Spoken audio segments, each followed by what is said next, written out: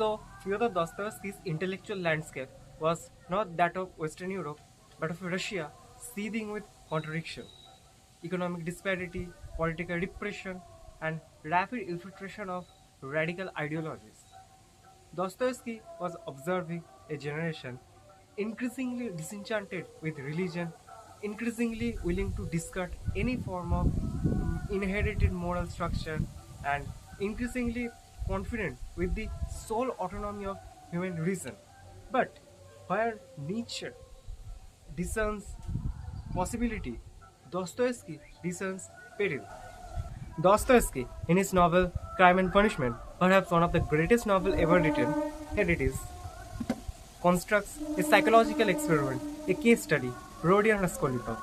Rodion Raskolnikov was a young man who advances a theory that is strikingly resonant with Nietzsche's later formations. Raskolnikov believes there are certain individuals, the extraordinary man, who possesses the right to transgress moral law in service of higher purpose. Let me read it from The Crime and Punishment. Men are divided into ordinary and extraordinary men. The former must live in a state of obedience and have no right to break the law, inasmuch as they are nothing more than ordinary men.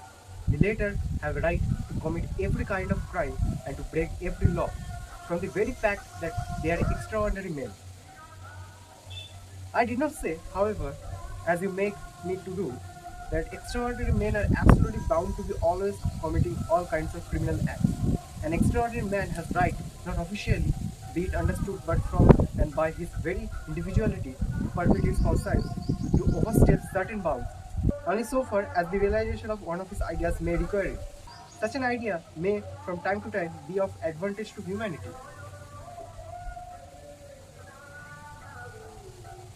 All legislators and rulers of men, commencing with the earliest down to the Lycurgus, Solon, Mahomet, Napoleon, etc., have one and all been criminals, for whilst giving new laws, they have naturally broken through older ones which had been faithfully observed by society and transmitted by its progenitors.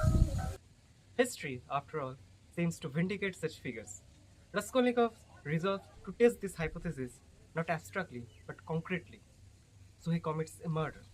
But what ensues is not transcendence but disintegration. He does not ascend beyond morality, but he is consumed by it. Guilt manifests not as a moral abstraction, but a psychological reality, corrosive, inescapable, and absolute. His consciousness becomes the site of his punishment. Thus emerges a profound divergence.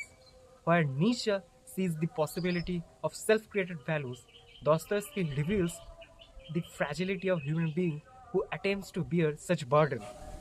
Nietzsche calls for creation of values. Dostoevsky warns the consequences of their absence.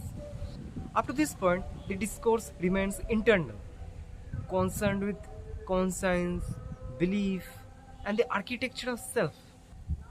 But there are some thinkers who reject the very premise of morality being an autonomous construct of individual.